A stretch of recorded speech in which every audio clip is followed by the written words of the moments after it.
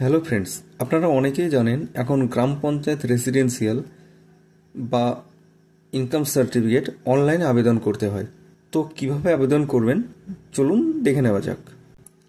তো সর্বপ্রথমে আপনি গুগল ওপেন করবেন এবং সেখানে আপনি সার্চ করবেন গ্রাম পঞ্চায়েত রেসিডেন্সিয়াল সার্টিফিকেট এটি লিখে। এরপর প্রথমে যে লিঙ্কটি আসবে, এই যে সিটিজেন কর্নার দেখতেই পাচ্ছেন, লিঙ্কটি রয়েছে wbpms.in। এই সিটিজেন কর্নার লেখাটির উপরে ক্লিক করুন। এরপর এই পেজটি আপনাদের সামনে খুলে যাবে এবং পেজটি স্ক্রল করে নিচে নেমে এলে দেখতে পাবেন এই যে I would like to apply gram panchayat pradhan for A certificate. এখানে আপনি চেক মার্ক অর্থাৎ ক্লিক করলেই দেখতে পাবেন এই প্রসিড কথাটি চলে আসবে এবং এই প্রসিড বাটনটির উপরে ক্লিক করুন। এরপর এখানে আপনি আপনার মোবাইল নাম্বারটি দিন, দিয়ে জেনারেট ওটিপিতে ক্লিক করুন। তাহলে দেখবেন আপনার মোবাইলে একটি ওটিপি আসবে 4 ডিজিট। এই ওটিপিটি এখানে দিয়ে ভেরিফাই অ্যান্ড প্রসিড বাটনে ক্লিক করুন। এরপর দেখতে পাবেন আপনার সামনে এইরকম একটি ইন্টারফেস অর্থাৎ পেজ খুলে যাবে, যেখানে আপনাকে আপনার প্রয়োজনীয় তথ্য ফিল আপ করতে হবে। সর্বপ্রথমে এই জিপি ডিটেলস কলামটিতে এসে আপনার ডিস্ট্রিক্ট, ব্লক, গ্রাম পঞ্চায়েত সিলেক্ট করুন। এরপর গ্রাম সংসদের এখানে এসে আপনাকে আপনার সংসদটি সিলেক্ট করতে হবে।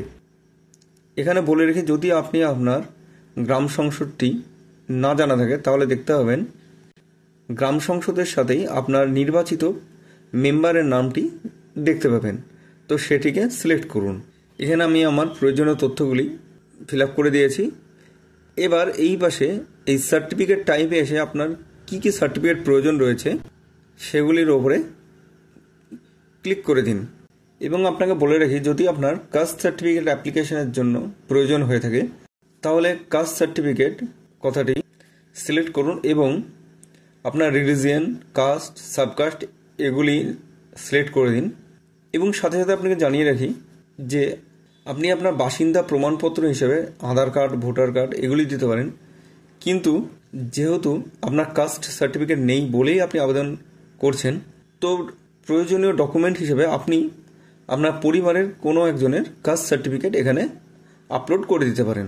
এবং সাথে সাথে আপনার প্রয়োজনীয় ডকুমেন্ট আধার কার্ড বা ভোটার কার্ড যেটি দিচ্ছেন, সাথে অবশ্যই আপনার গ্রাম পঞ্চায়েত ট্যাক্সের যে রসিদটি হয় সেটিও আপলোড করে দেবেন।